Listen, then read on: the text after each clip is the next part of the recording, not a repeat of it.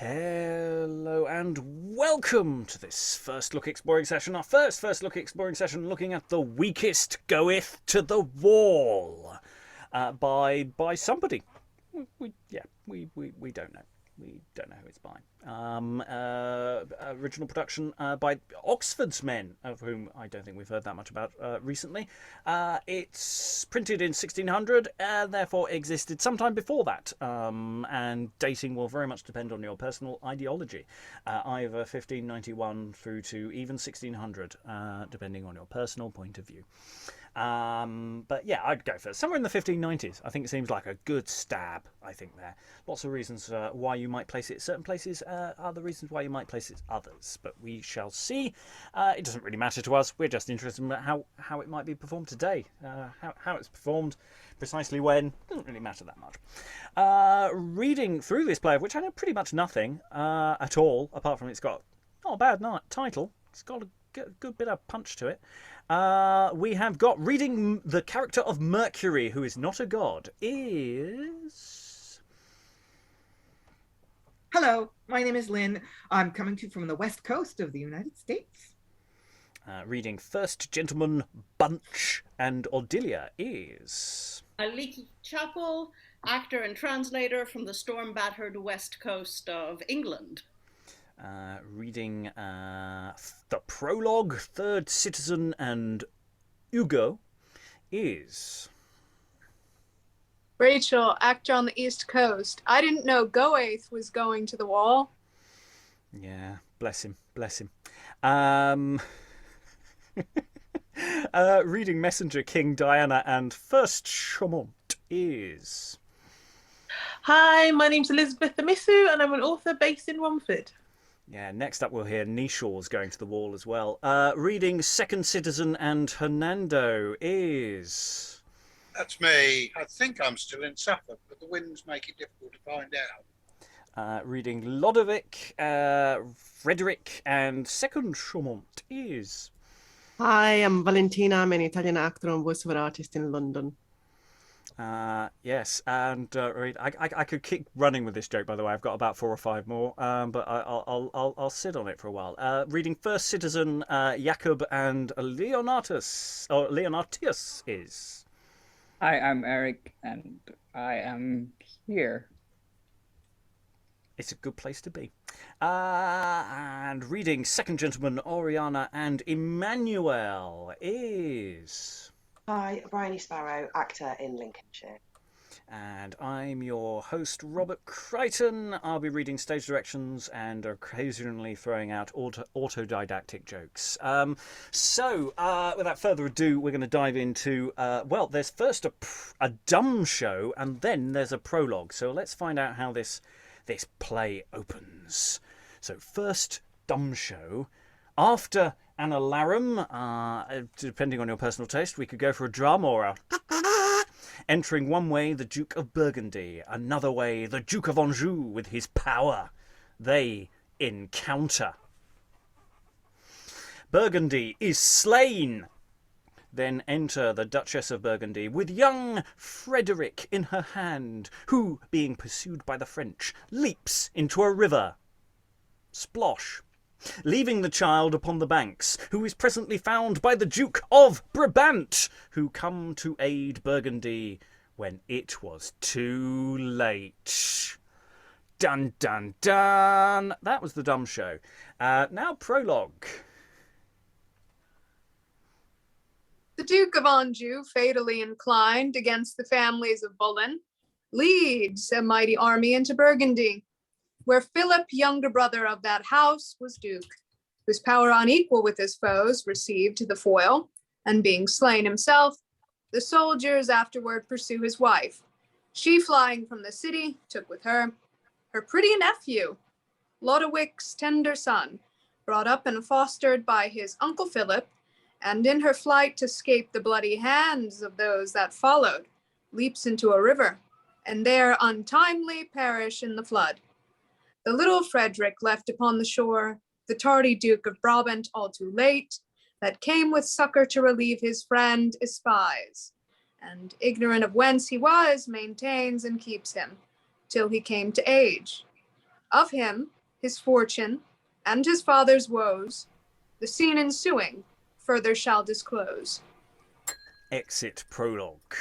Previously on The Weakest Goeth to the Wall. I mean, it's rather fab. I mean, there's that interesting question, does prologue follow dumb show, or are they simultaneous? How tonally do we take some of this? I mean, obviously, I was playing it for laughs because there was just so much going on. But this is a lot to take in. This is that sort of scrolling text at the beginning of Star Wars, isn't it? Except there's no mention of a trading. Or closing republics and things, and stuff. What trade deals going on? So yeah, I kind of enjoyed that. I'm just going, well, yeah. I mean, it's told us a lot of information, but I think it's told us between the dumb show and the prologue. I feel like I've taken most of that in.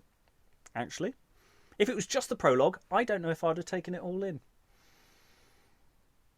Aliki. Which I think argues for them being simultaneous. I could see this being simultaneous. Yeah, I feel this is an exercise to hand first year drama students. I feel this is you just hand it to 3 or 4 groups of 4 or 5 actors or something, and you say, right, let's go through this and see what you come up with by the end of the afternoon, and then show each other our dumb shows, as it were. I'm seriously recommending that if you're in that way inclined. Have fun with this kind of thing, because it really should be quite fun to do. Eric. Well, there's also it's basically like the equivalent of a voiceover in a trailer, isn't it? It's not like sort of the whole I don't know, arse bootlicking of queens and royals and that kind of thing. Yeah, it's plot. It's, actually pertinent. It's not like a generic one just saying, please like us, please like us, please like us. It's, this is important data.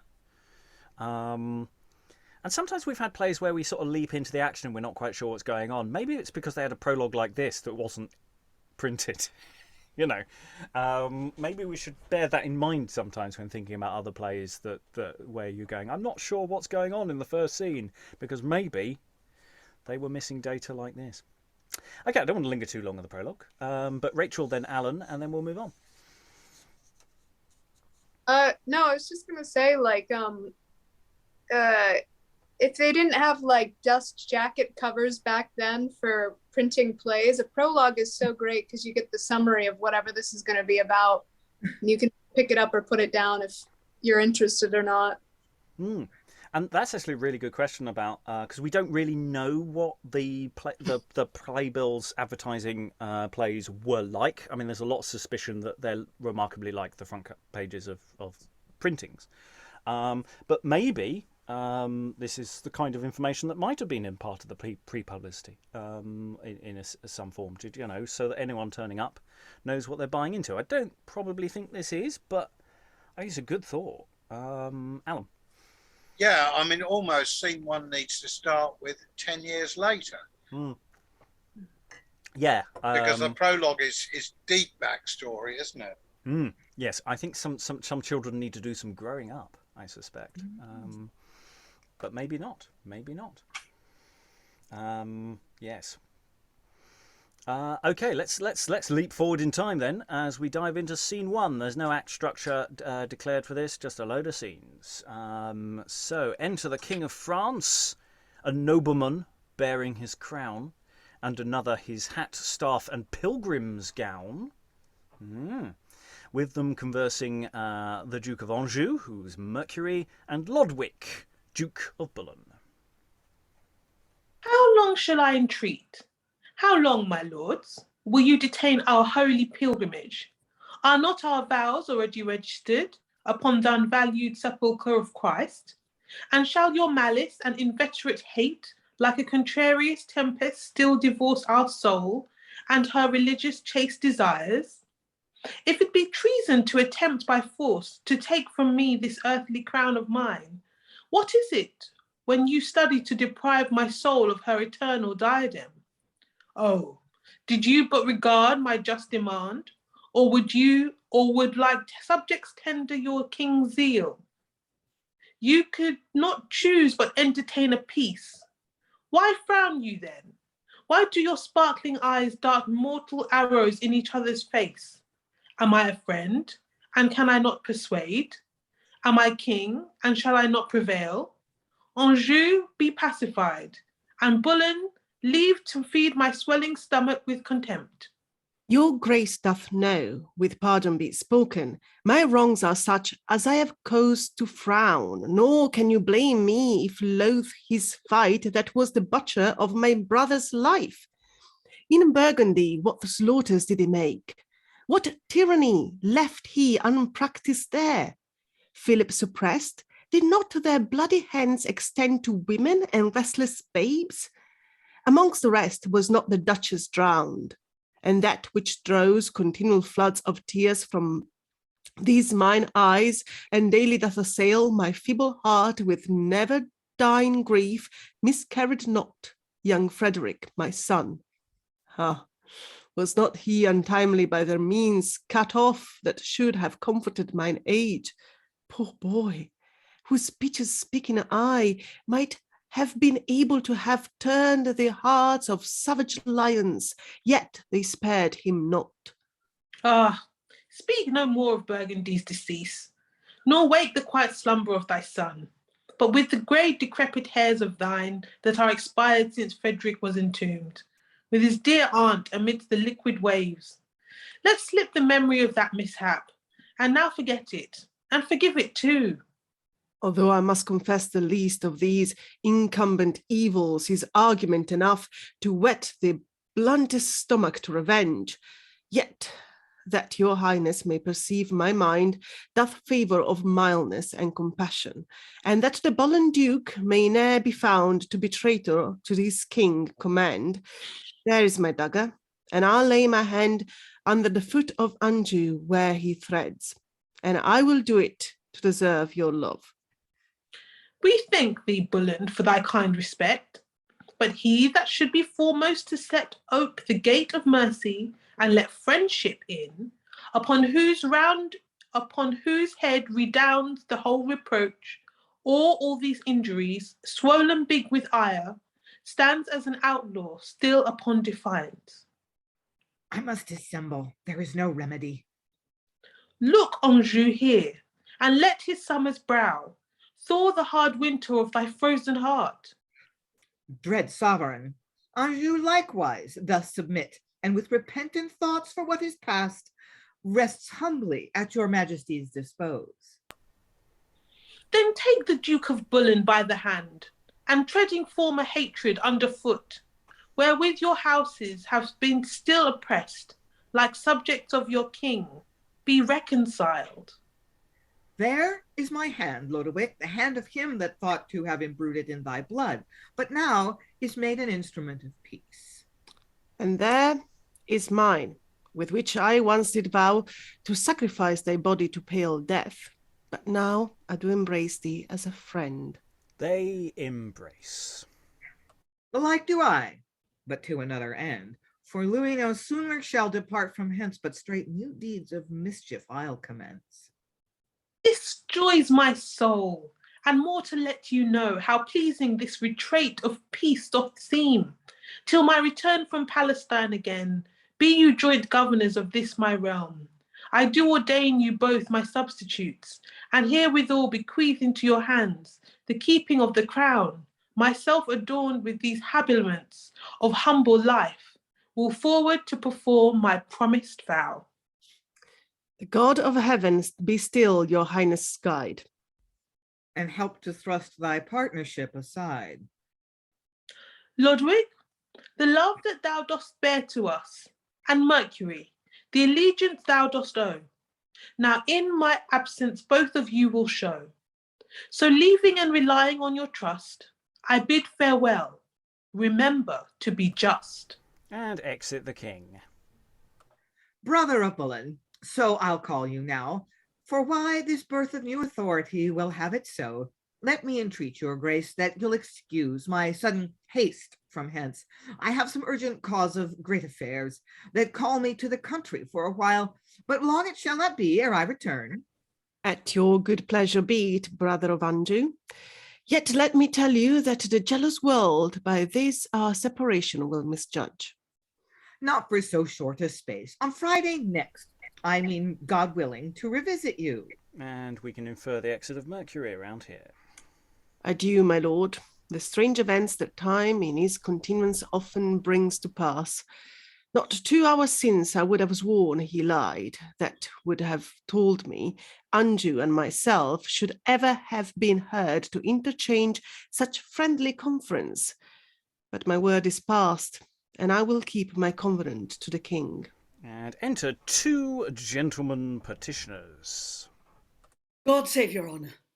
Health to the Duke of Bullen. Gentlemen, you're welcome. Come you with news, or have you some petition to the king? A suit, my lord, which should have been preferred unto the king himself, but being gone upon his pilgrimage before we came, the power now to do us right remains within your hands, whom, as we understand, his grace hath made vice-regent of the land. What is your suit?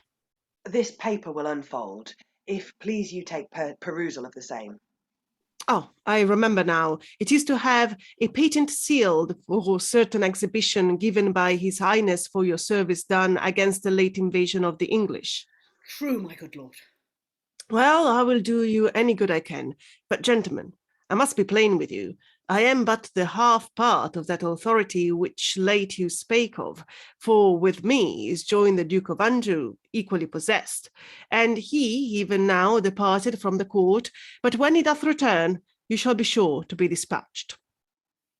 When he returns, my lord, that will not be, I fear, till angry war hath brought destruction on some part of France. How say you that? Till angry war hath brought destruction on some part of France. Why so? Because, my lord, in secret he hath levied a mighty power, which since, as we are told, lying not far from Paris, had in charge, as on this day to meet the Duke at Mullins. A town near neighbouring on my territories. It is even so, this proud dissembling Duke made our reconcilement but a colour to cloak his treason till the king were gone, and now his hollow and perfidious dealing, as when the turf the adder lurked in is shorn away, begins to show itself. It is at me he aims. The blood he drank in Burgundy will not allay his thirst. Orleans must administer a fresh supply, but lest my wife and daughter whom I left, slenderly guarded, fall into his hands, which now is all the comfort I have left. Come, gentlemen, I will dispatch your suit, and afterwards ride post unto my house. We will attend upon your excellence. And they exit. Whoa, there's a lot going on here. We've got, the ominous stage direction. They embrace. Yeah, we're friends now. Definitely friends now. Definitely haven't got a secret army just sitting over here. Definitely haven't got one of them. I just love the way the second gentleman just goes, haven't you heard he's got this massive army just around the corner? Do you not have spies? Seriously, you're not paying attention? I mean, that's incredibly quick. Action turning. And the king at the beginning just going, look, I want you two to stop arguing. I want to go on my holidays. Pilgrimage to Jerusalem, but holidays. I've had enough of being king for a while. Can you just stop arguing while I nip out for a bit? Stupid move there. I mean, all of the signs from the beginning of this, not let alone obviously the obvious asides of going, I will lie now and be evil. Bits. Even if you didn't have those bits, actually, I think we all know that they're all going to double-cross each other from the off. I'm rather enjoying it. I'm liking it. It's quite fleet of foot. It's getting on with all the story beats quite quickly. Thoughts on the room, Eric? We've had a similar plot, long lost child kind of and enemies to the death kind of thing. Although we didn't have a king in The Case is Altered, where it's also, we also have a Duke of Chamount, if I remember, or maybe not Chamount. I can't remember. It's basically the whole prisoner exchange plot and sort of. This seems like maybe the plot before this. No, the prequel maybe. I don't know. Yeah, I mean, in a sense, the power politics that we're seeing in this scene is not immediately obviously connected to, the stuff that's going before. We've seen, in a sense, that in the prologue what will be the resolution to the problem, but in a sense that prologue isn't directly connected with the problem that's currently happening now, if that makes sense. I think that's that fair. I mean, obviously there are connections, interconnection, but in a sense, yeah, this is introducing ourselves to people who, bad stuff. Other thoughts? Elizabeth? I was just thinking, since the Duchess of Burgundy had met her untimely end, we haven't had any female characters come to the fore yet. And I was just thinking, before we meet Barnaby Bunch, the butcher, for the comic relief, it feels like a play that's the second part of like a trilogy already. I don't know if that's something to do with the tone or something to do with the characters. It feels like we've met them before and now it's all going to go terribly wrong, and that we've met the female characters before. But apart from the Duchess that jumped into the river, we haven't had any female characters in the play just yet. We do have promise of female characters, but yes, that was very much kings and dukes and things being terribly manly, i.e. really horrible in many ways. But I don't know, they might all be horrible. King just seems disinterested in being a king. Rachael, were you waving? I was just gonna say that the verse is very straightforward for what we've been having and reading lately. That it's very there doesn't seem to be a lot of of those subtle jokes or like these very poetic descriptions. It's just very straight to the point dialogue, which I think an audience of today might really like, because there's it's, you don't have to be looking for the joke or missing like the cuckold joke that they've hidden somewhere within the text. Yeah, I mean, we've been reading a lot of quite dense prose and quite a lot of dense writing that's doing a lot of other stuff. This is just telling us a story, really. It's really much more interested in storytelling and getting on. And sometimes I really appreciate that because I know what's going on. Valentina. I mean, to the point, I think, yes, it is storytelling, but it's not jotted down. Like you can see there's already like some kind of like little stabs here and there between the two characters. I mean, the fact that whatever his name is, the guy that killed Lodowick brother calls him brother at the end of the scene before it goes off. It's just, yeah, like there's already like it's not just there's stuff to play with as an actor. Yes, we should not confuse relative narrative simplicity with being simplistic. There's actually a great art to getting on and telling a story and still giving the players something to do, which sometimes people don't give plays the benefit of the doubt for. Anyway, we should move on to scene 2, of which we get to meet a whole selection of interesting things and interesting interactions. So yes, I'm very curious to see how this is going to play. Scene 2, enter Barnaby Bunch, a botcher with a pair of shears, a hand basket with a cross-bottom of thread, 3 or 4 pairs of old stockings, pieces of fustian and cloth, etc. So a botcher is literally someone who just botches things, who sorts out the problem stuff that you've got. Not to be confused with a butcher, very different profession. So anyway, enter Barnaby Bunch, a botcher. Bonjour in French is good morrow in English. True. And therewithal, good morrow, fair... What? Maids? No. Good morrow, fair morning. Yet as fair as it looks, I fear we shall have rain. These French fleas bite so filthily. We travellers are abject, that is to say, ordered to many mysteries and troubles. I, Barnaby Bunch, the butcher. Now, while that is some time of a better trade, for I was an ale draper, as Thames and Tower Wharf can witness. God be with them both. My honourable humour to learn language and see fashions has lost me many a stout draught of strong ale. What at London, what at Gravesend, where more. This France, I confess, is a goodly country, but it breeds no ale herbs. Good water, that's drink for a horse, and de vin blanquet, and de vin coverlet, that is vine claret. Oh, great rich out cobs. Well, fair England, where the poor may have a pot of ale for a penny, fresh ale, firm ale, nappy ale, nipitate ale, irregular secular ale, courageous contagious ale, alchemistical ale. Well, up with my ware and down to my work, and on to my song, for a merry heart lives long.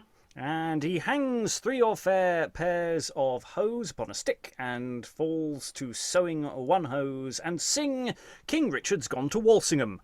Then he speaks. Kate is my goose roasted to the Holy Land. I mean my pressing iron wench, to kill Turk and Saracen, that the truth withstand. Pray make it hot, I must use it. Christ his cross be his good speed, Christ his foes to quell. Let it not be red hot, Kate. Send him help in time of need, and to come home well. For one pot of Mother Punch's ale, my own mother's ale, to wash my throat this misty morning, would clear my sight, comfort my heart, and stuff my veins, that I should not smell the savour of these stockings. Well, fair, cleanly English men yet, these French men's feet, as a buckled strong scent. Enter 2 or 3 citizens, one after another, with bags and plate and things to hide. What be these that run so fearfully, huh? Citizens, by the mass, citizens that look as if they were scared. John Donne brought him an ambling nag to Paris for to ride, and happy are they can seek and find, for they are gone to hide. Blessed is this butcher that can sing when all the city is set on sorrowing. The first citizen seeks up and down for a place to hide his plate. Where shall I hide this little that I have, which, whilst speedy flight attempt my life to save? Unexpected sudden misery, more bitter made by our security. We unprovided and our foes at hand. The head depressed, how can the body stand? Second citizen also seeks to hide things. Where shall I shroud unseen this little gulf? Will I by flight essay to save myself? Whom have we here? My gold will me betray. Thee must I leave, with life to steal away. He too seeks. Thou art my life, then if I live, 'tis wonder, when limbs in life are forced to part in sunder. Who's there? Friend, who thou? No enemy, what's he? The citizen, your neighbor. What fellow's that? Butcher, poor English mechanic. What shall we do in this calamity? Hide what we have and fly from the enemy. Oh, how near is he? He'll be here tonight. No mean to save our lives, but present flight. Are these thick-skinned, heavy-pursed, gore-bellied churls mad? What do they fear? To be robbed, I think, that they would hide their money where I might find it. It should be the first language I would learn to speak. Though I have no money, I'm as merry as they, and welfare once a year for early up and never the near. Enter Lodowick. Oh, whither, ye silly, heartless shadows? What sudden fear so daunts your courages? Are ye surprised with the dread of enemies? Then arm yourselves to guard yourselves and yours. Let not base rumours drive ye from your den, as hares from forms. Stay, fight, and die like men. Noble Duke Lodowick, what avails our stay when all our power cannot defend one part? We shall have help. From whom? From Count Laval. No, he and Trothsy are with Mercury. Yet Monsieur Rossimbourne may come in time. All is but hazard, we are sure of none. Therefore God by you, my lord, for all save one. And exit third citizen. And I another? And I, if I can. And exit the rest of them. Remains Lodowick and Bunch. Are ye all gone? Stays there not one man? Good fellow, what art thou? A corrector of extravagant hose feet. Wilt thou abide and fight against the approaching enemy? Envy? What envy? the perjured Duke of Anjou, Mercury, that comes to sack this unprovided town. Is he near hand? Aye, nearer than I wish. Oh, that I had my pressing iron out of the fire, and my clean shirt from the laundress, that I might bid this town farewell, and bless it with my heels towards it. Fie, down with my flail, up with my wares, shift for myself. So all will leave me in extremity. And enter a messenger. Dear honoured lord, make haste to save yourself.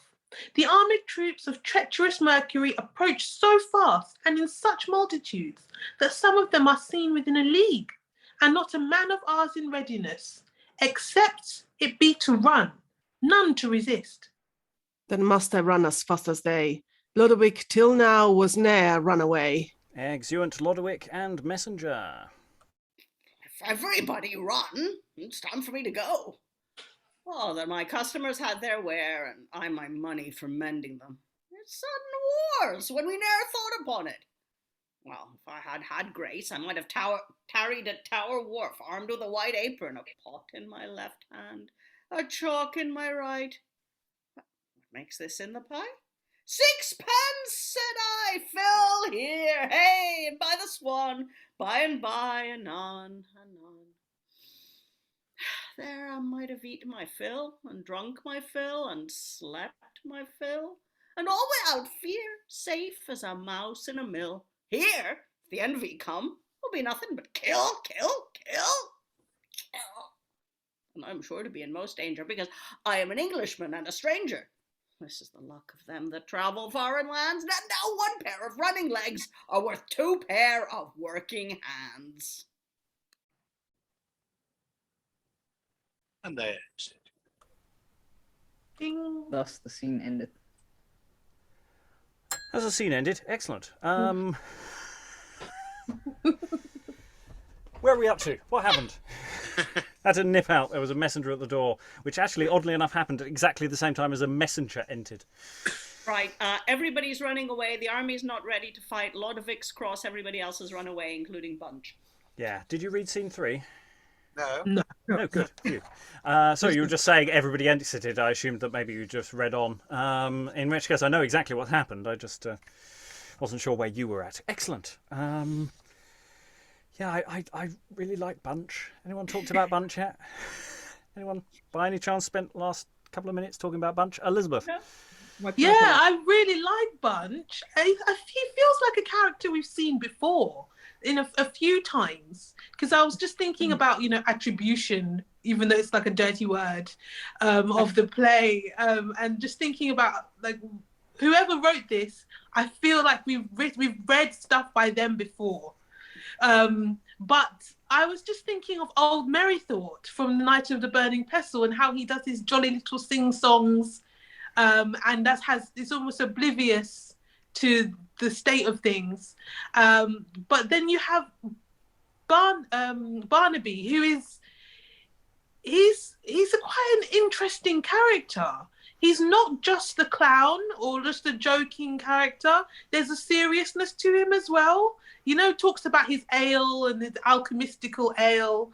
But at the same time, I think that when he talks about running away from the war and about, you know, a pair of running legs being as valuable as 2 working hands, I thought, oh, no, actually, there's some depth there. Yeah, and it's actually his first thought is once he sort of twigs what everybody's doing is going, oh God, I have to unpack everything. I've just literally got everything out. And yeah, he's one of the better clowns so far because he's being used here as an excuse really to sort of do exposition on the fly because you've got all these people running on and saying this is happening. There's some stuff going on. We get this lovely mixture of him singing a song and randomly shouting things off stage, which I really like. And also just the way of that sort of Englishman abroad thing of going, oh, someone send me some Yorkshire tea and a Marmite, or something like that. You know, it's that wishing for some proper ale, and it's sort of the diaspora. Eric. I was going to say that it's interesting how Lodowick goes, yeah, just stand here and fight if you're men. And then everybody goes, but they're going to kill us and we're outnumbered. And is this thing of like sort of the people on the ground, or not people on the ground, the lower status people are always like more in touch with reality than the nobles are? Well, specifically Lodowick, who's constantly being told that he's screwed. So in the first scene, the second gentleman says, you do know about the massive army, don't you? And then in this scene, it's going, who's going to send help? Why should we do? And it's going, oh, these guys. And yeah, they're with the opposition, mate. You're so screwed. We're running away, and we've got good cause. Yeah. I like this nice mixing of, I say, character stuff with good use of exposition as well. Actually, exposition in action, and I like that. It breaks it up nicely. Eric, I did like the whole thing about they don't have any herbs that are used for beer over here, and it's like, well, that's not how beer works. But hey, details. Yeah, I'm sure they do, mate. I'm fairly certain they'll have all the. They're just not using them. There's a difference. Okay, any other thoughts before we move on to scene 3? Elizabeth. I just like the idea about being English in a foreign land. Because usually in the plays that we've looked at being foreigner in England. Yes, and yes, and it's not, you know, he's not, you know, wholly dissing the French here, you know, when he's saying he's not keen on the wine, etc. You know, there's a little bit of mockery, but it does seem like he's assimilated reasonably well into his new environment, because of course if he didn't, he wouldn't sell anything or get any trade going. It is interestingly different. And if we go with a later date again, this is starting to feel very within a universe of, say, Laren for London and some other plays we've had where there's an awful lot of people running away from really terrible city-based warfare interactions. So that's starting to lean me towards a later date, but the style of it feels a little earlier still. It still feels a little lighter, but hey. Stars don't always change in a linear fashion. Anyway, it's not really our game. I don't know why I'm interacting with this issue. Scene 3. Let's save me from myself. Enter Duke Mercury, Anjou, with soldiers, drum, and ensign. A plague upon you! Was the palace watched, that he and his have all escaped thus? I could tear my very heartstrings out. I am so stung with his indignity. Will no man bring me word that he is taken? Knight, wert thou anything but what thou art, a thick dark shadow that art only seen, I would not live till thou wert banished. But let him go, and now shall Anjou shine more brighter than the burning lamp of heaven, where in the height of the celestial signs in all his pomp he sails along the skies. Now France shall shake with terror of my name. Only my word shall be a parliament, enacting statutes that shall bind the world, where majesty shall plead prerogative in mighty volumes, writing with his hand the uncontrolled decrees of sovereignty. Lodowick expulsed and King Francis gone, yet once is Anjou king of France alone. Enter messenger. My lord. Is Lodowick taken? Ransom him to me, and take my dukedom whatsoe'er thou be. I am a messenger of other news. Oh, but salute mine ears with that sweet sound, and in that music be all accents drowned. My lord, to arms, my lord of Anjou. The power of Spain hath passed the Pyrenean hills and are already entered into France. Under Hernando, the great Duke of Medina, the frontiers lie all blazed with rude war. The fields are covered with uncivil arms of sunburnt Moors and tawny Africans, which they have brought. They scorn to bear their spoils, their named jennets, armed to the field, York and fling, and beat the sullen ground, and uncontrolled come loose abroad in France. Navarre is sacked, and like a mighty flood, the haughty Spaniard overturneth all. Gather your power, make head against the foe. The devil drives, 'tis full time to go. The devil burst those bawling chops of thine? Spain and the plague and hell and all together, if the full ton of vengeance be a broach, fill out and swill until you burst again. Come, dog, come, devil, he that scapes best, let him take all, and split and roar and choke, hook swords and caps. If hell will have it thus do, let him live longest, wipe the reckoning out. Sound drums, away, before our glory die. Some shall be low that now do look full high. And exeunt. So, Mercury, it has to be said, we get the impression knew what he was up to. It's not quite having a good day. Not quite having the day expected. Messengers not sending good news for him, and enemies have sort of nipped out the other way. He's not a good day for Mercury. Not a good day for Mercury. How are we feeling about this, Aliki? Well, he didn't pick the best time to take over France, clearly, with an enemy army on the border. Yeah, where did that come from? Yeah, Lynn. I wonder. Well, I'm sure we made clear later if Spain is actually an ally of Lodowick's or an ally of the king, and so they're coming specifically to thwart Anjou's coup, basically, or whether Spain is just taking advantage of political instability in their neighboring government and is basically self-interested in this invasion. It's like, oh, we have a contested contested monarchy that makes this country vulnerable, so we'll march in and take all their stuff. But anyway, yes, the Duke of Anjou is perhaps a little more ambitious than is good for him. Yeah, there's created an instability and room for manoeuvre that another country maybe is taking advantage of. Rachael. This play has set such a fast pace. I mean, it feels like when this would be on its feet, like it would roll really fast, because I'm surprised how much we've gotten to so far, so quickly. Yeah, because we haven't actually read that much text. I mean, we've really been talking about it quite a lot. Elizabeth.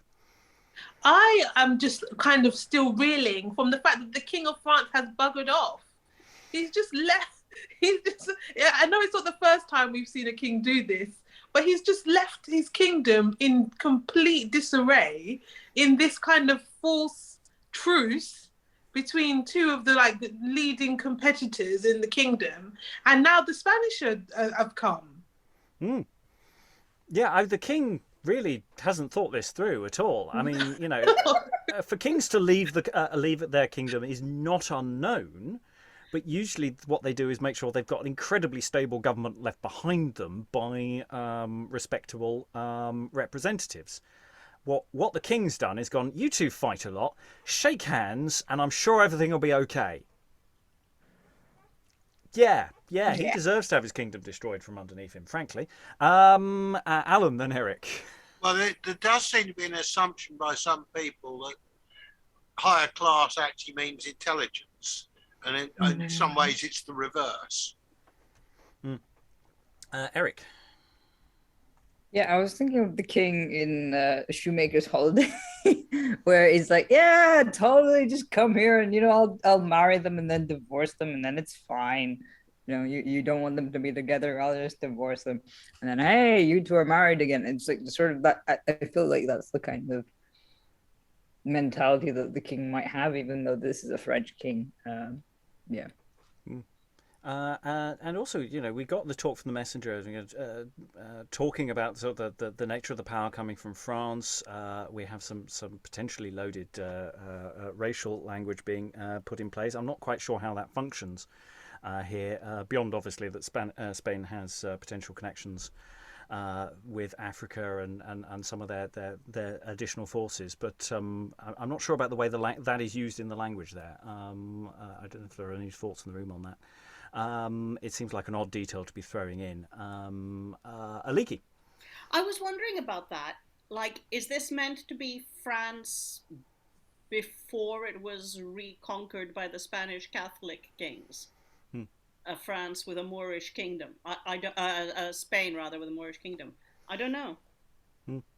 It just feels like the way the messenger is flagging that it's almost like a sort of deliberate racial panic there of they're bringing these Africans across, and they're who knows what they're going to do kind of thing, which you have in other texts as well, that sort of exotic fear that's being thrown in. It sort of raises some flags and questions for what might be done with that today, but then we don't know where it's going to go in terms of the rest of the text and what that might be doing. Other thoughts? Rachael, then Alan. I mean, if that language continues to crop up in this play, you could talk about colonialism and imperialism and just the ways that those utilize things like racism to get started. I mean, people in this period might not have known where it led, but from hindsight is 2020 perspective, you could have those conversations as to how to, as modern people, how do we approach and I've heard people, have conversations before about things like decolonizing perspectives and things like that, trying to look at these things and de-imperialize or decolonialize and see if you can rejuvenate conversation and reform this problematic language and I don't know, try and take ourselves to a more positive, emotional vibration in a more empathetic way, even if this is not what the language was purposed for when written.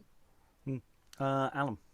Yeah, I must admit I didn't pick up on the subtext of that, because the Spanish employing people from North Africa in their military continued right up until a significant chunk of Franco's forces when he took over in the 1930s were actually North African.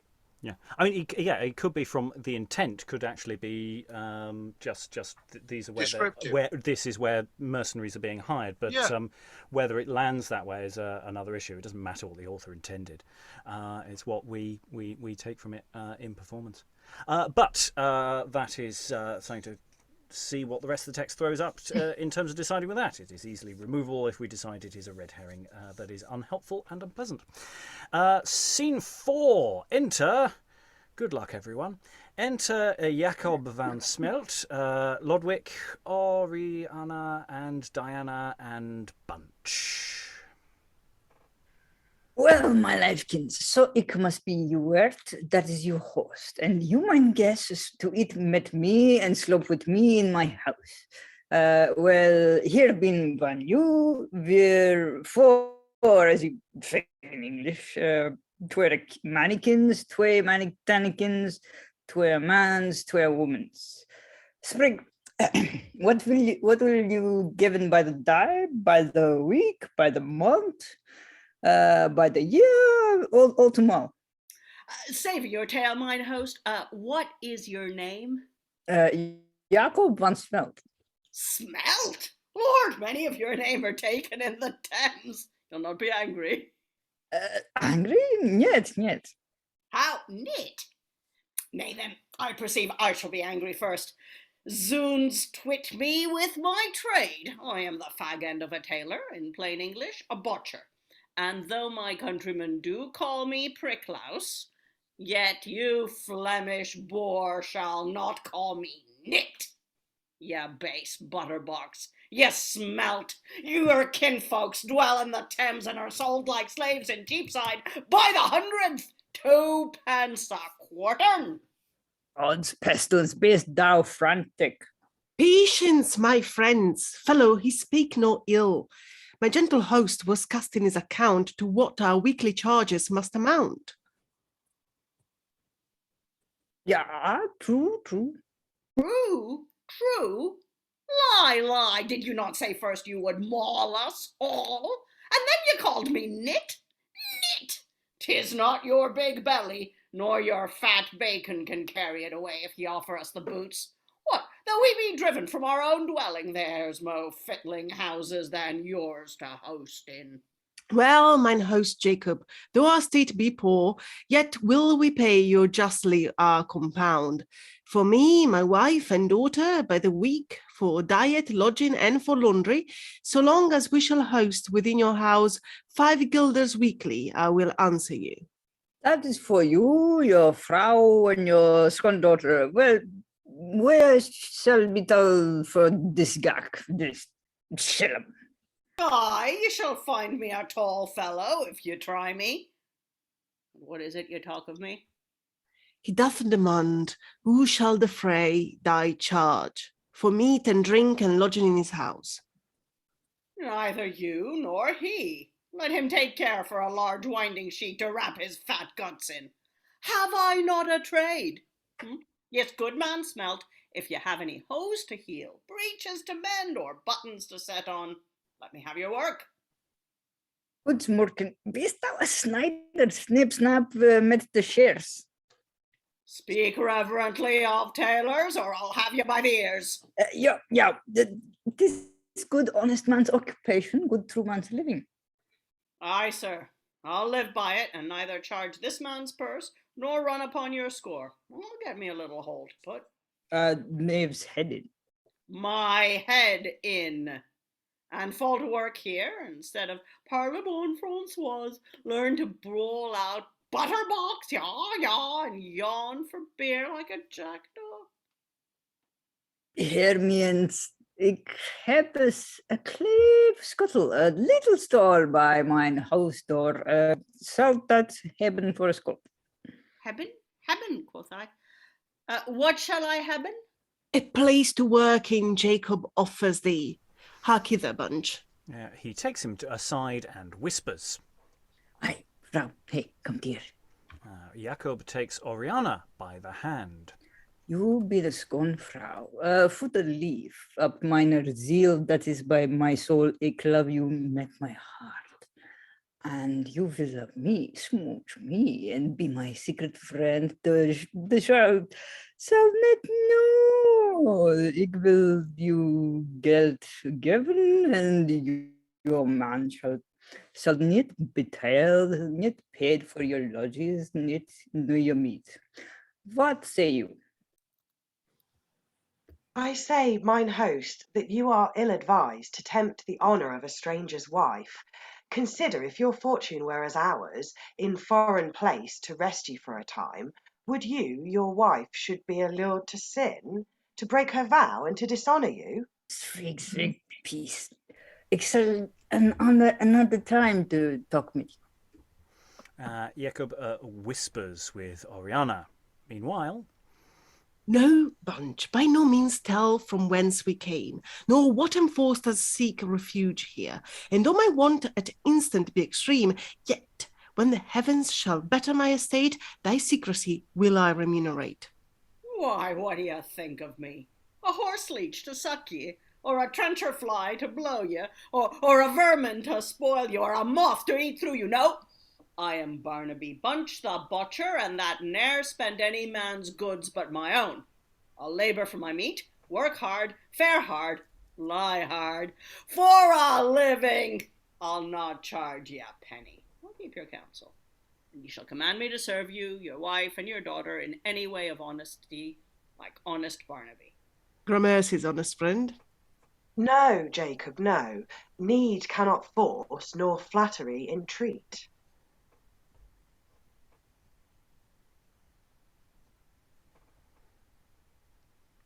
Yacob. Svig dan ne mer. Comfort in a street. And exeunt Yacob, Bunch, and Oriana. Even when you please mine host, come, daughter, come, be of good comfort.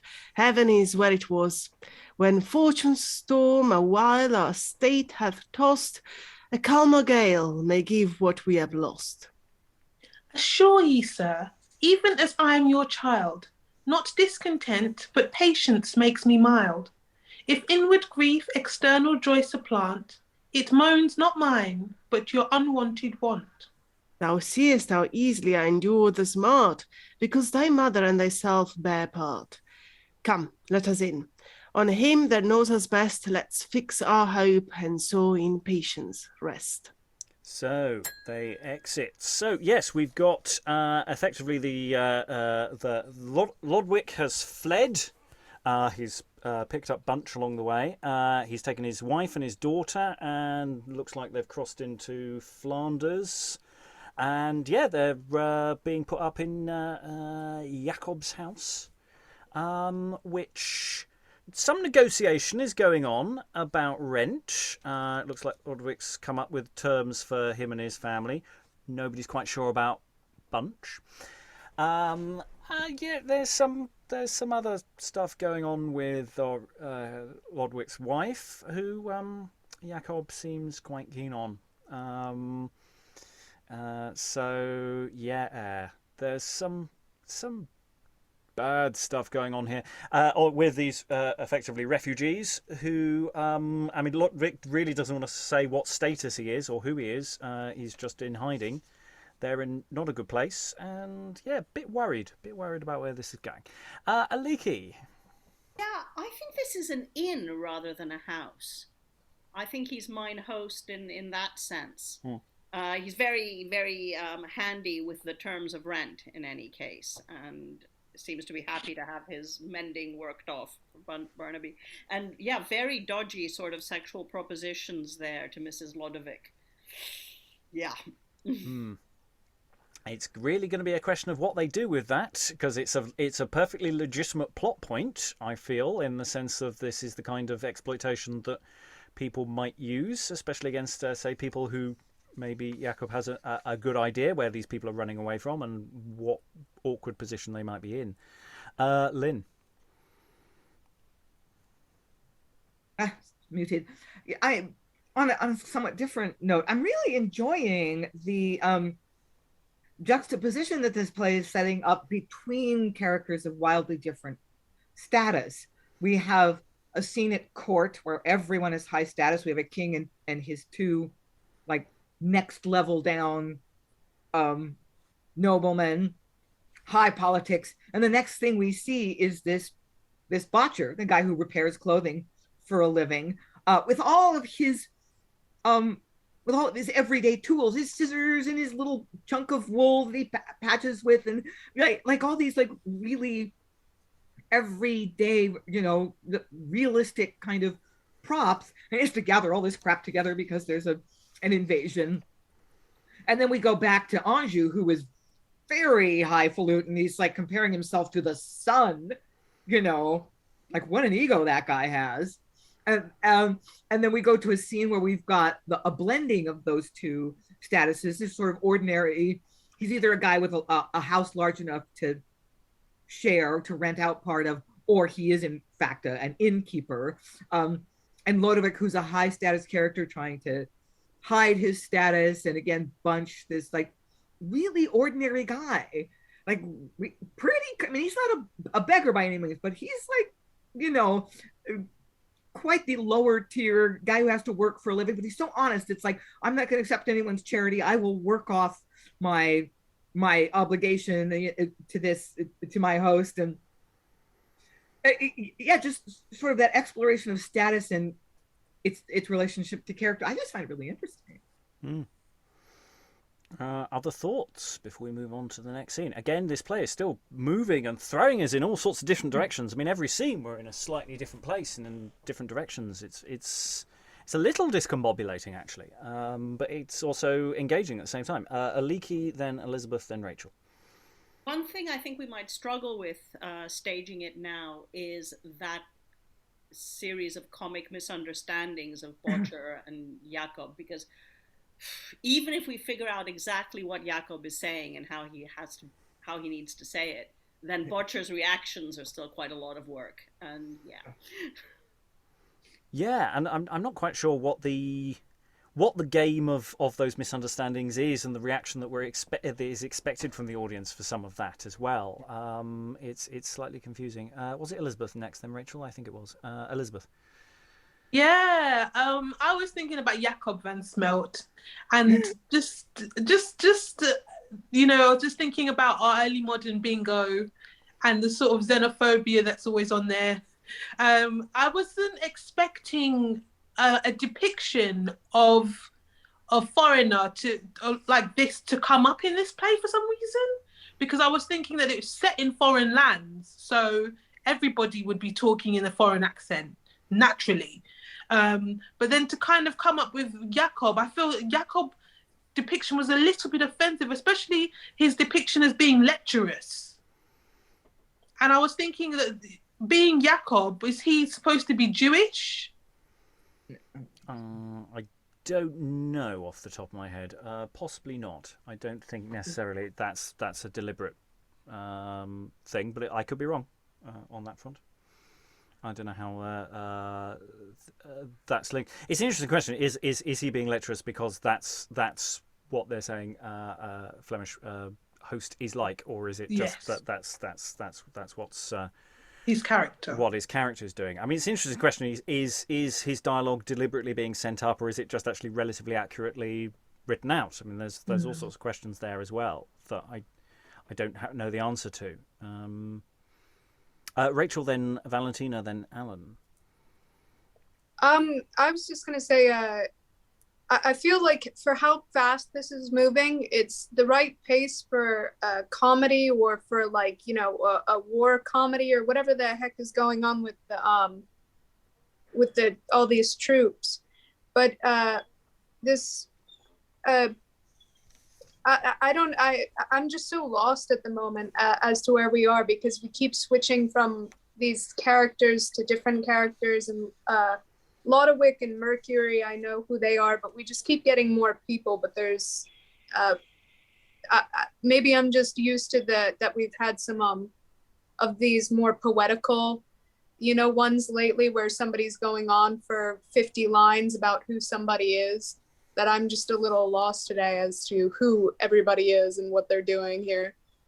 Oh, for some longer speeches. 3 pages long, or it just doesn't count. I mean, we haven't even discussed genre yet, and I don't think we should yet. I think there's a lot about what this play is doing that is just that we'll find out later. Valentina, and then Alan. Yeah, I mean, I think like my concerns were raised, but Yacob is like, you'd have to like make a decision on how to portray that in modern times. But at the same time, what I wanted to say is that the fact that the way it's spelled actually phonetically, I don't think it's that difficult to understand what it's actually saying. It's just that, yeah, obviously it's a bit odd to our ears. So yes, it could be. I don't have an answer. Somebody will have to make a decision there. Yeah, I mean, it could just be from the playwright a very sincere attempt to do the accent that for a change of location. Everybody else is speaking French and our French or whatever, and that this change of location they need to do that. But of course, it might not. It might not, and it might just be because it might just not read like that either. Yeah. And yes, that's one where a lot of work needs to be done by the actor and the production to make clarity, to know what the hell is going on and what the hell is being said. Alan. Yeah, I mean, it's not the first play that we've encountered from this sort of period where the Dutch or Flemish character is the butt of a lot of humour.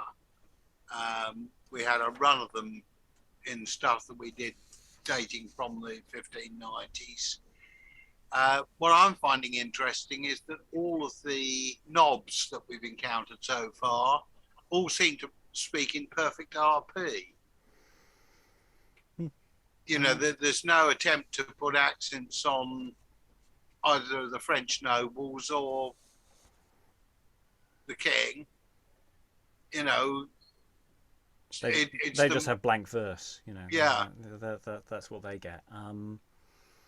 Yeah, it's a really interesting question actually, where the joke lies. We're talking about, you know, Dutch being a butt of a certain kind of joke, or whether that the joke is on that or on Bunch actually. Where does the actual joke lie? So that's a three-point problem. I think we'll move on and see where else we go, because so many other problematic options are available. Scene 5, enter Hernando de Messina and Don Hugo de Cordova with their soldiers. It seems that the nobility of France are all asleep. That unresisted, thus we drive into the entrails of their land. Is there no haughty chevalier, no spirit heroic, dare so much as once demand wherefore we come, or offers the fight? Why then proceed we as we've begun, to take possession, not to conquer here. What city call you this? Chamount, my lord. Mount? Whither does it mount? I'll make it lie as level as her other fellows do. And though her lofty turrets touch the clouds, yet will I teach her, like an humble handmaid, to make a lowly curtsy to the ground. Chamount shall stoop. Medina says the word. But who are these? Don Hugo, go question them. Of whence are you? Speak quickly, lest my sword prevent your tongues by searching of your hearts. Great Prince of Spain, we are the inhabitants of this distressed city of Chamount.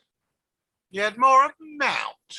Shall I be haunted still with echo of Chamount? How dare you, slaves, have any such proud title in your mouths? Shall stoop, I say, be that your city's name, for I will make it stoop before I pass. Thou dread commander of the Spanish force, if not for our humility and prayers, yet for these presents which we bring to thee, a cup of gold, and in the same contained 5,000 marks, respect our naked walls. Throw not thy sword against our yielding souls, but passing in peace, let this alone, this harmless city amongst all other ruins, stand as a trophy of thy clemency. Would you corrupt our valour with your coin? Or do you think the Spaniard is so poor a little gold can make him sell his honour? No, we are streets through stone with diamonds, and you should dig them up to bring them hither, or we are houses in the stead of slate, covered with silver, and yourselves prepared to tear it off and give it us. Nay, we your walls are purest chrysolite, and pulled beside their bounds for our own use.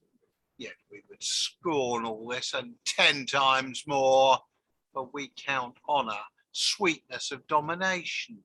'Tis lordship that we come for, and to rule, worth more than millions. Stoop and kiss our feet. Bring forth your daughters and your fairest wives to be our concubines. Wait you yourselves upon our trenchers, and like stable grooms rub our horses' heels. Then perhaps we'll yield that you shall live, or so, but otherwise look for no pity at Medina's hand. And for an instance thus, and I seal, and kills them. the covenant of my great controlling sprite. And now, amain, give onset to the town. Enter Mercury and his men. First, insolent Medina, here is one. We'll try how thou canst but end a man before thou lay thy force unto the wall. Now, by mine honour, welcome to the field. Lives there a Frenchman, then, dare try with us? I thought you had been pygmies all till now, and durst not look a Spaniard in the face. But now I see you are of taller shapes. However hearted, that is as yet unknown. So hearted Spaniard as we are resolved to plague thee for thy damned cruelty. Chalk then no longer show your chivalry. And there's an alarum. Drums, they fight. Mercury is wounded and put to flight. Was this the worthy champion so resolved to plague us as he said? Was this the man France had picked out to take her quarrel up? Thou sure a trusty wight, when hands serve not. He knows the way to take him to his heels. Yet it is good that we did meet with him, be it but for this, to keep our hands in ewer, and breathe our pursy bodies, which I fear would have grown stiff for want of exercise. But now no more. Enter the city gates, and therein boldly everyone devise how he can lord it in the Frenchmen's eyes. Exit Hernando. Okay, so this is the point where I'm starting to ask: is this actually based on any real history? Because I have no immediate obvious sources that I can leap in and say yes, this is X king and X events and stuff that I actually know happened, because there's it doesn't seem to actually be based on any specific thing, but it seems to be based perhaps on various things that have been sort of smudged together to create an exciting narrative. Because yeah, and we're seeing again. I'm going back to looking Alarum for London. There's some interesting similarities with that again as a text. And yeah, and also a bit of Tamburlaine in here, of course, with these people coming out and saying, "Here, money, don't kill." No money. We just take the money once we've killed you. Have you not figured out this system? So yeah, this is quite brutal stuff going on here from this opening gambit. Rachael. I was gonna say, I mean, this is like the first scene with Hernando, and he immediately kills somebody, and it just reminds me of, you know, some of the Turkish plays that we've been in. And I was wondering, is this, what is the timeline of this compared to the Battle of Alcazar or some of those plays? And is it, you know, maybe trying to emulate that in those great battle scenes and just be an action movie and just say, you know, let's just have the funnest parts of those plays, which is the action and the comedy, and, you know, leaving the rest at home. Yeah, I mean, it depends on where we want to date it. It could be not that far off from Battle of Alcazar. It could be, you know, better part of a decade away. So, you know, those questions of timings in that sense of how it's fitting in. But then we don't know. There's probably quite a lot of other plays doing similar kind of material that we just don't have. So it may actually fit into a relative continuity as well. It's definitely getting more brutal. I mean, in a sense, that second scene when we were having so much fun with Bunch actually is quite a brutal scene because it's full of people running away hiding their goods because of an oncoming army. And it's the fact that we have this rather jolly chap somehow leathens that for us a little bit. Lynn? Yeah, I'm struck by the sort of moral universe that these characters are setting up. I mean, the King of France we don't know much about him yet, but he doesn't seem to be a bad sort, not very bright, and not very politically savvy, but he wants to make peace so that he can do what he considers holy work on going on a crusade. But both Mercury and Hernando are really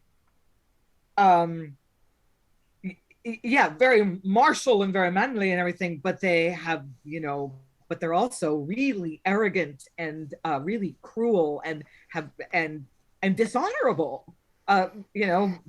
Mercury's a liar, he's deceptive, he's like, I'll pretend to make up, but that's not what I'm really doing. And Hernando, murders two people who were trying to get him not to sack their city. And what he says about, bring all your pretty women, whether they're married or not, and we'll make them our concubines. I mean, that's just that's really sort of beyond the pale, even in wartime. So, yeah, the fact that these martial characters are so dishonorable is really striking to me. Well, again, the contrast with Lauren for London is really striking, and the language that Hernando talks about, the town and sexualizing the town as something to assault in that way. It's a very similar language used in when talking about Antwerp and sieging and besieging and sacking Antwerp. So yeah, I'm increasingly feeling those two. There is a certain crossover logic here going on here, though maybe from a wider source of drama. Eric. Well, also wasn't there? I think it was in not me. Sorry, Iron Age Part 2 or Part 1. Well, Part 1 and Part 2, which are probably on our YouTube channel. I don't know. That there there's this thing of Achilles being dishonorable because he gets his myrmidons to kill Hector and stuff while he just sort of pokes at him with the spear. So I guess you could also see that as a sort of similar type of play, although it's mythological, obviously. But I mean, it's still the reality of war that, just because you're honorable doesn't mean if you're like the honor level, the sort of meaning of honor is very different per culture. It's also, you use the word honor just as a fig leaf over doing horrible things. I mean, we're not living at all in a time where people will make wild, unsubstantiated claims with which to perpetrate terrible crimes and atrocities. That isn't happening at all at time of recording. Aliki. Yeah, I mean, I think I agree that honor isn't really being used as anything but a cover here. What he means by honor is victory in war. And it's not even particularly a pragmatic thing. Here, let me give you a message to carry back to the town. Your surrender is not accepted. Oops. Okay, I guess your corpses can carry that message. But I think we've talked about how the play is treating foreigners, and here we have kind of the ultimate. Whatever else might be going on with the Dutch, with the French, we know the Spanish are really, really evil. And here they are. Ta-da! Yes, in a post-Spanish Armada world, this is exactly where the play is throwing us. And let's be honest. Okay, Lodowick, on the whole, has been presented as a relatively sympathetic character, actually. He hasn't done evil asides or anything. He's just lost. And his journey is very much one of, trying to make it and survive a terrible situation. But the only character who perhaps we can say, is the one we're all supposed to root for is, of course, the clown, who's sort of loitering through these. However problematic occasionally the clown is in the way he's placed for us today, that does seem to be what the original intent is that, all of these other people we can view with some level of suspicion, but Bunch is obviously one of us. And that does make this potentially quite a tricky play. Again, as ever, it's a question of where the play goes and what it does with all of these elements, of which I'm slightly afraid now. Because I was really enjoying the narrative thrust at the beginning, and now I've got all these sort of secondary questions of maybe it all will be fine. Maybe it will. Okay, let's read our final scene of the session. Scene 6. Enter Emanuel and Leonatius. Could I resolve myself sufficiently, he should not stay 1 hour in my court, but I have noted in her from her birth a strange, innated kind of courtesy, an affable, inclining lenity, with such a virgin meekness to regard as may abuse a wise and grounded censure in judging of affection and of honour. Pardon me, gracious lord, I speak it not in any sort to wrong your princely daughter, or to impeach your judgment anywise in your opinion of the gentleman, but as the just and honest subject should in matters that concern my trust so much. Nor as I am a prince, I think thou dost. I have so good assurance of thy love, which I may trust, induce thee to resolve me from what conceit proceeds thy strong surmise. This other day, for hunting of the stag, attending fair Odillia to the forest, when as the hounds had roused the trembling deer, and every man spurred hard into the cry, riding along a goodly covert side, the company all straggling here and there, only the princess and young Ferdinand, curbing their steeds in with their silken reins into a grove, rode secretly together. Thrice did I see him kiss her snowy hand, and with 3 humble curtsies bowed his head down to the stirrup of Odillia. Then did I see him whisper in her ear, when with her fan she won the wanton wind to cool his face as they rode gently on. Then came they to a little purling brook, whereas they paused, as it should seem to hear the bird's sweet music to the bubbling stream. Then did I see him lift his eyes towards hers, taking her glove, which lay upon her lap, 1,000 times did reverence to the same, and in his baldric wrapped it choicely up, when as she plucked the bloomed lemon branch with her white hand out of her coronet, and with her fingers twined it in his lock, and smiled, and bowed her head unto his bosom, and thus with gentle parlance both together they paced on unto the flowery lawn. If this be not surmised which thou reportst, it should be sign of some affection. I'll not enforce it on your excellence by circumstance, but on this I saw. Where's Ferdinando? Saw you him of late? Lord Strossi and your daughter be at chests, and they saw him, but even very now. Go call them hither presently to me. I trust you will not hurt me in the matter. Go to, I will not. And exit Leonatius. How now, a villain that I found by chance to court my only daughter and my heir, and having thus revived him by my favours, will the vile viper sting me for my love? And the chap found by chance, who I will call Ferdinand here, kneels. Sirrah, come hither. Didst thou never hear how first I found thee, being but a child, hid in the segs fast by a riverside, as it should seem of purpose to be lost? Being so young that thou hadst not the sense to tell thy name, or of what place thou wast? I have heard your lordship often so reported. Did thy adulterous parents cast thee off, as it should seem, ashamed of thy birth? And have I made a nursery of my court to foster thee, and grown to what thou art, enrich thee with my favours everywhere? That from the loathsome mud from whence thou camest, thou art so bold out of thy buzzard's nest to gaze upon the sun or her perfections? Is there no beauty that can please your eye, but the divine and splendid excellence of my beloved dear Odillia? How darest thou but with trembling and with fear look up towards the heaven of her high grace? and even astonished with the admiration, let fall the gaudy plumens of thy proud heart? Dare any wretch so vile and so obscure attempt the honour of so great a princess? Hear me, my lord. Nay, hear me, princely father, for what you speak to him concerns me most. Never did he attempt to wrong mine honour, nor did his tongue utter yet one accent but what a virgin's ear might safely hear. I never saw him exercise himself in any place where I myself was present, but with such graceful, modest bashfulness as well beseemed both his youth and duty. I never saw him yet presume my presence, but with a low, subjected reverence, a brow as humble as humility. And when I have enforced him to speak in anything I have employed him in, his words have been in such an humble key as silence would have told a secret in.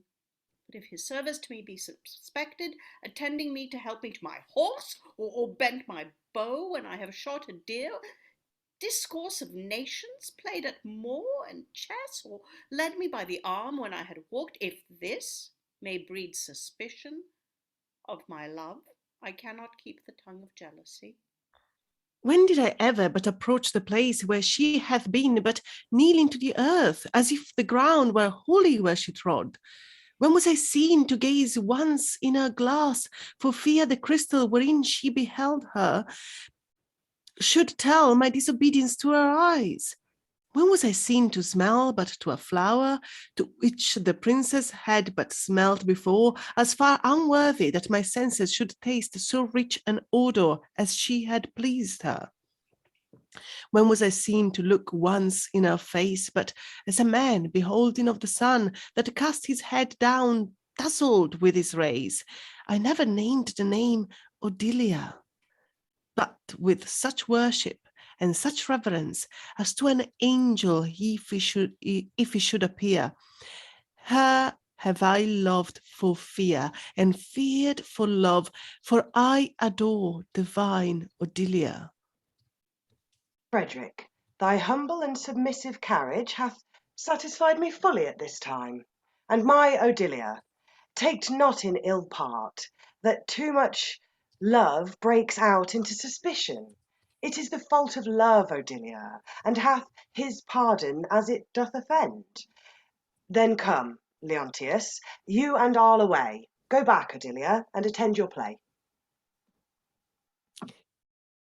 And Madam. exit Daddy Emanuel. Madam, you see that jealousy attends upon the hours of our successful love. What is your princely pleasure with my service? A fierce suspicion, but too much espies. I see that trees had ears and bushes eyes. Dear Ferdinand, provide then for our flight. I regard nothing in respect of thee. Only be constant, and I'll go with thee in all the ways that fortune can direct. Go, get you hence. I will attend my sport. Much is to do, and time is very short. And they exit. Okay, I think we've reintroduced ourselves to the prologue. So I mean, it's not much of a spoiler here to just say that the lost child Frederick is currently known as Ferdinand and occasionally Ferdinando and other things as well. Yeah, it's clearly where the narrative is sending us, even if we hadn't tweaked the speech prefixes. I quite like the way they sort of talk around Emanuel. I think he just goes, "Oh, I'm terribly sorry. You know, you can't be too careful. I'm sure you won't elope when when I turn my back on you." I've seen a play before. Yeah. Valentina. No. Yes. No, I don't think I've ever seen the reaction of him just like somebody just going like, "Oh, that's fine," in a play before. Usually they elope because it's not fine. Somebody's saying no. Well, but yeah, Lynn. Well, what their Odillia and Ferdinand are seeming to argue is like it's courtly love. It's chaste love. I don't have designs on her or her honor. I'm content to love and worship her from afar. this isn't going anywhere, is what they're seeming to say. So the king says, oh, okay, as long as you're humble and you keep your distance and, you know, you realize that the difference in your status is a barrier, okay, you can play that courtly love game. It would be hard to sell, I think. Yeah, but my point is that usually everybody says no anyway. Yeah. So it is a little it is unusual that he's like, oh, all right, I guess I can live with that. Sorry, I was so suspicious. Yes, because, you know, God damn it, Frederick is just so noble and honest, despite the fact he's a foundling. Because, of course, that's the thing, isn't it? You know, when someone who is, in theory, lower status, but actually comes from a higher status, they always have the shine of nobility coming off them that they can talk people round in this way. Definitely not going to elope, Daddy. Definitely not. Definitely not eloping. No. Shall we elope? Yes. Eric, then Briony. It's kind of like the reverse. I don't know, like in Night of the Burning Pestle, which comes after this, maybe. Oh yeah, much after this. Yeah. It kind of like you get the reverse where it's like, oh yes, I shall. Sort of the father gives consent to sort of, yes, and I'll give you my horse, and I'll pretend that I didn't see you running away with her in the middle of the night. I'll go to sleep, and you just. Yeah, and kind of you get that from the father, where talking to the gentleman, but yeah, it's just hilarious. Yeah, and just a general note, with a few exceptions, pretty much any play that we're going to be doing for the next 2 years will be before Night of the Burning Pestle. So, you know, just always work on the assumption that's in the future. Occasionally that won't be true, because we will occasionally dance around. But yeah, that's the general throw of the arrow of time, and I'm already regretting that I finally caved and did the play everyone wanted us to do. Briony. I nearly lost my train of thought then, sorry. I love the way that he flips and says it's all fine, because it just made it such a delight to read. He was so mercurial, and he goes from this like, how dare you? How dare you? Did I not do all this stuff for you? How dare you? And then he's like, okay, that's cool. And I think you could have so much fun with that as an actor. Like, yeah, I love it. Mm. Yeah, and it's such a nice change of tone as well from stuff that is, I mean, it's just a totally different level of action here, isn't it? I mean, Eric, then Lynn. Well, also you've got Leonatius, I can't remember his name, the guy I was reading, who's kind of like, and yes, and you know, I saw them, they were doing this, and then they touched each other. Oh my God, they touched their hand, and he took her glove and put in, and so, and it's like, yeah, kind of, it just feels a bit gossipy. Like doing that to the person's father is kind of, Odillia's father just seems a bit like sort of inappropriate, but also, I don't know, neighborhood watch. Lynn. Yeah, I was thinking about the tonal about face too. I mean, in just a couple of scenes before, you have this kind of barbaric moment when Hernando de Medina just gratuitously kills 2 ordinary citizens just because he can, and threatens, you know, and he's threatened sexual violence, and he's just like this terrible, horrible person. And now we are in the romance genre. We have the long lost son of a nobleman who's fallen in love with the daughter of another nobleman, and you know, it's and then yeah, and as Briony was saying, it's sort of, it's got to be a kind of comic moment where the king or the duke Emanuel is so indignant, and he's like, oh, all right, you talked me out of it. So yeah, managing the tonal shifts would be a challenge for an actual production, but it can also be really fun. Yeah, and there's that question about sort of romances, but also sort of fairy tale quality that has. Just thinking about those kind of things sometimes do have horrific violence mixed in with them as well. So it feels more jarring than perhaps it could do. Aliki. I was wondering, I'm sure we'll find out, if Leonatius has the hots for Odillia, and that's what's going on Then we have a gentle and kindly duke who's quite fond of Frederick, Ferdinand, whatever his name is, and not that suspicious. But Leonatius is always at him. It's like, yeah. I like predictions. I think this is a play to ask actually the room, what do you think is going to happen next? Because actually, I don't know where it's going. Because, it's not like it's a history play where there's any actual history to work from. It feels like it's just a mush of historical themes, but not actually any history. It's got these radically different plot thoughts. I don't know where it's going. Let's find out. I like that in many ways, apart from the elements of I'm not sure where this is going, but I'm not sure this is going in a good direction. Plot elements. Lynn. Yeah, well, if you're asking for predictions, I think that Mercury, the Duke of Anjou, and Hernando de Medina must be headed for a fall. Both of them. They're so arrogant, and so corrupt. I certainly want to see them both get their asses kicked. Okay, hopes for death there, or just ask. We'll see. I mean, the play isn't above killing people. Aliki.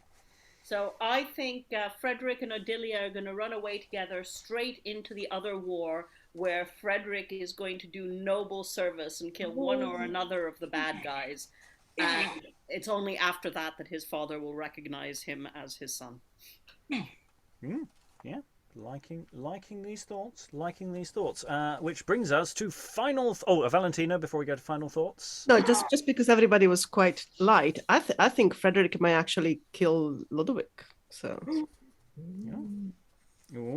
Just because I've got more of a darker mind over here. Yeah.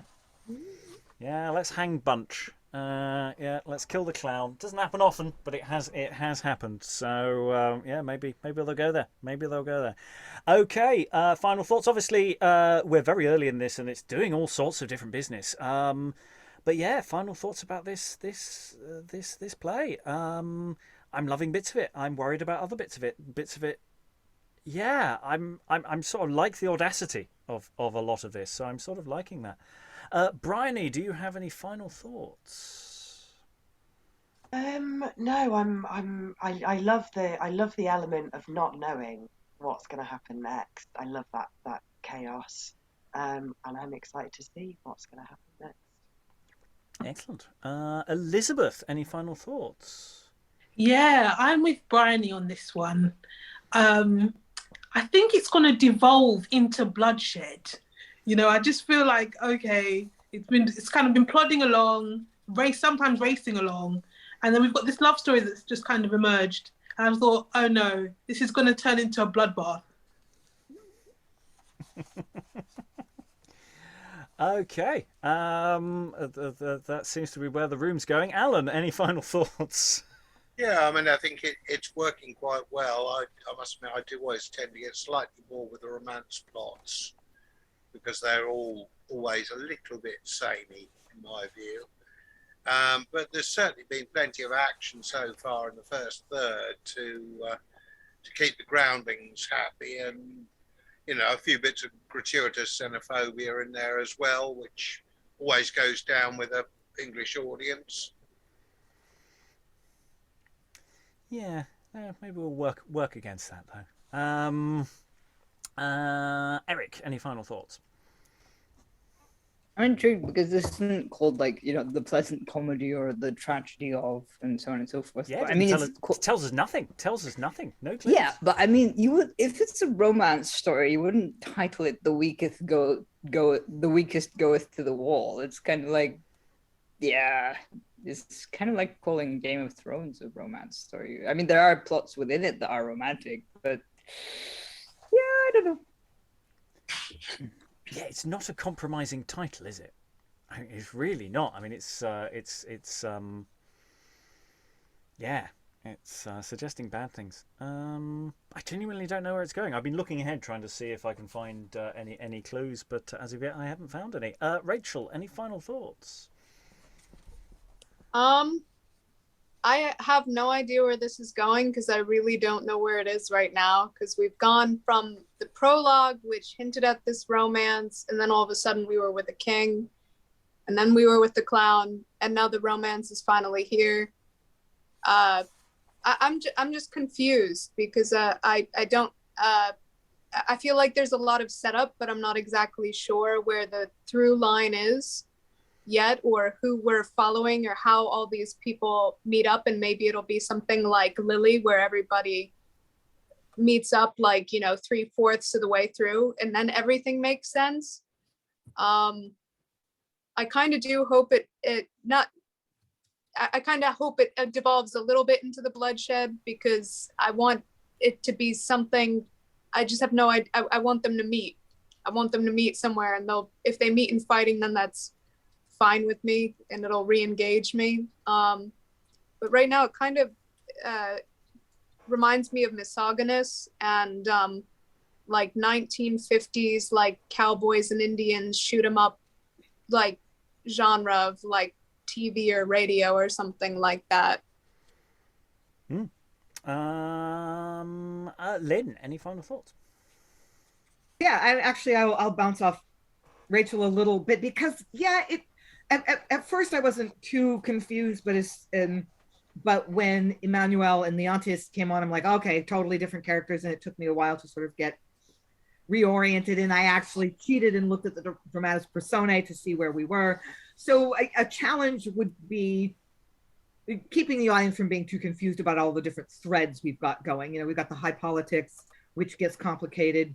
It's a civil conflict in France, and then it gets complicated by the entrance of the Spanish, and then we have and then we have one character in the civil conflict who it is the part of a subplot in Flanders, and then we move to Brabant. So there's a lot of threads, and it would be really fun if they could all weave together in a satisfying way. So I'm kind of hoping that's going to happen, but it's a little confusing, and I think a modern audience might be frustrated by that. So that's just something you would need to anticipate in staging it. Yeah, I mean, in a sense, the number of primary characters is very small. We do have a lot of pop-up characters. Mm-hmm. So a bit of a spoiler here for the rest of the play, but we will not see the King of France again. No, I don't think the King of France returns. I could be wrong on that, unless it gets given actually a name later on, and we've just given the character a name. Similarly, Leonatius, I don't think turns up again. So sadly, that little potential subplot disappears. The core characters, Lodowick and his family in their journey off with Bunch, whatever's going to go on with Yacob.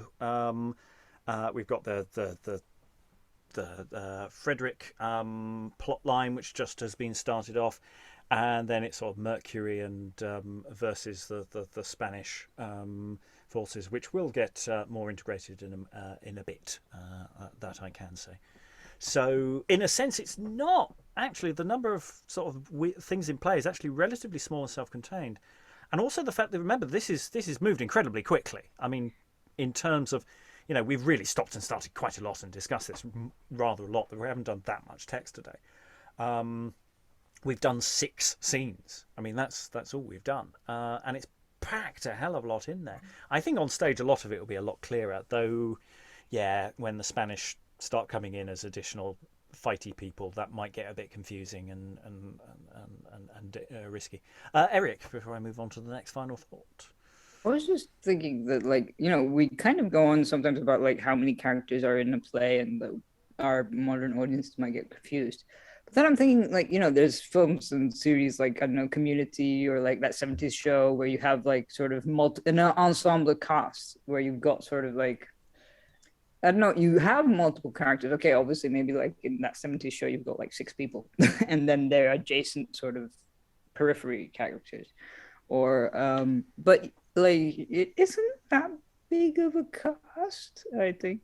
I mean by comparison, compared to other things that might exist on, I don't know. I guess we just kind of, because we stop and start, it might be that might be the problem rather than the actual play itself or like the number of characters. I don't know. Maybe that's just me. I think in terms of the primaries, we're somewhere around a dozen primaries, plus an awful lot of doubling parts to share around. Might be slightly more than that. It depends on what we're going to define as primaries, as well as how long certain characters survive in the narrative. Whether I don't mean that in a sinister way, as opposed to just people who just don't turn up again. Aliki, any final thoughts? So I'm going to be seduced by the presence of the clown and say that I think it's all going to end well, no matter what bloodshed ensues. I think Ferdinand's going to find his dad and marry his girl, and the Spanish invaders and the perfidious Duke of Anjou are both going to die or get kicked out of France. I just think Benjamin Bunch is such a delight and so much the salt of the earth and a decent sort that I'm going to believe that because he's in it, it's all going to go well. They all lived happily ever after. Valentina, happy ever after, or? I'm very interested in knowing who's the weakest at this point. Yes, what is meant by weakest? Yeah. Yes, because kind of like, yeah, I don't know. I do have some worries about how this is gonna turn out, but going along. But I'm actually quite enjoying it so far. Yes, whether we should feel good about whether we're enjoying it or not is a slightly different question. But sometimes watching horrible people doing horrible things is surprisingly enjoyable. And that's just part of the human condition that we can agonise over in our own time. Any other thoughts people have thrown in that's come out of the general final thoughtsness? Rachael? Like for the thing that I was saying, how people were saying about the characters, and there's not a lot of characters. I don't think the problem for me is the amount of characters. It's just that it's something with the way that they're introduced, because like Lynn said, how she had to go back up to the dramatis personae and look back to see who everybody was. I kept going back to that, and I think, maybe like some people said that you need to see it up and on its feet. But I haven't really done that for other plays that we've done, had to go back to the cast list to know where we were. So I don't know. Were you doing that with new characters as they came in, or were you forgetting who characters were? Both. Yeah. Lynn? Yeah, I think you might be able to get some help from your casting director and your costume designer, so that Ferdinand or Frederick, whatever the hell we're going to call him, and his father look enough alike that visually you make that association. And every court has it, and every nationality has a slightly different look, a different style, a different color palette. So maybe you have a few key set pieces or props, furniture or something, to give you a slightly different aesthetic for the French court, for the battlefield, for the inn in Flanders, for the court in Brabant, so that in a sort of subliminal way your audience gets that this is a different world and a different thread. So I think visuals could really help with this, with that kind of confusion that Rachael and I are both feeling. Right, well, that's it for our first session on The Weakest Goeth to the Wall by The Unknown. We will be doing 2 more sessions on this and find out, where that wall is and who's going against it. All that remains is to thank all the wonderful readers for all their wonderful reading. Thank you very much, everyone, and goodbye.